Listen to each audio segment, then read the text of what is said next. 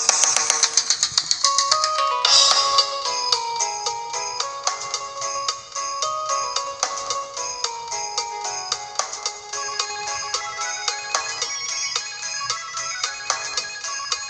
กเคยล่าพายยาวสตูดิโอนัดน้องมาพออายจะรอท่าอยู่สายฝนผู้บ่าวคนจนห่วงสาวหน้าหมดใจดำว่าสิไปหาสัญญากับแม่งามคำสุดแสนละกำคิดนำน้องลาคำแกงตาเว้นคำลง8 โมงน้องสิมาหาบ่เห็นการด่าเมื่อยลาหัวใจอ่อนแอได้แต่เลี้ยวมองคอยคงหาสาวแก้มแดงเป็นอย่างน้องจึงมาแกล้งปล่อยอายปล่อยเก้อคนนี้มานั่งดื่มเบียร์หัวใจอายเพียเดลาเมื่อใดเดน้องจะมาอายท่าอยู่เด้อคนนี้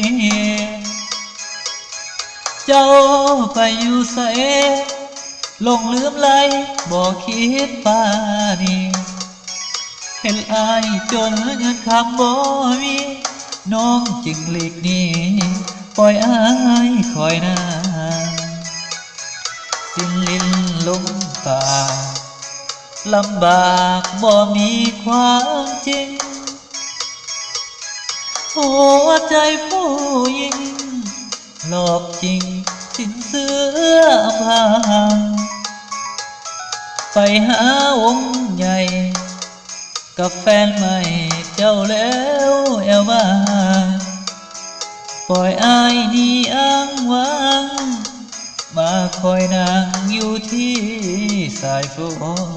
น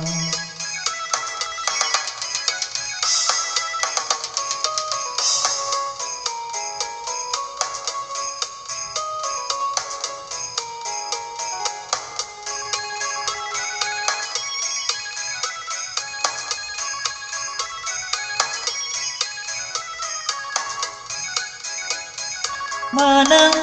ดื่มเบียร์หัวใจอายเพียเดลา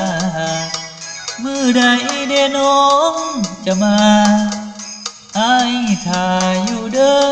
คนดีเจ้าไปอยู่ไสลงลืมไหลบอกคิดป่านี้เห็นอายจนคำบ่มีน้องจึงหลีกหนี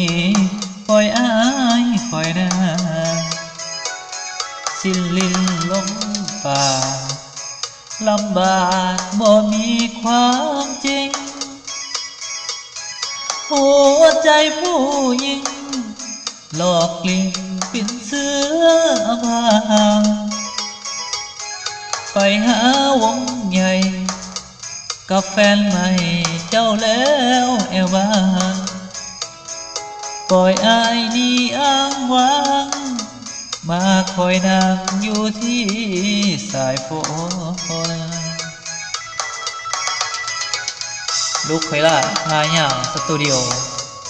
ขอขอบใจฝากกดไลค์กดแชร์กดติดตามกดซับสไครต์ในเด้อขอขอบใจ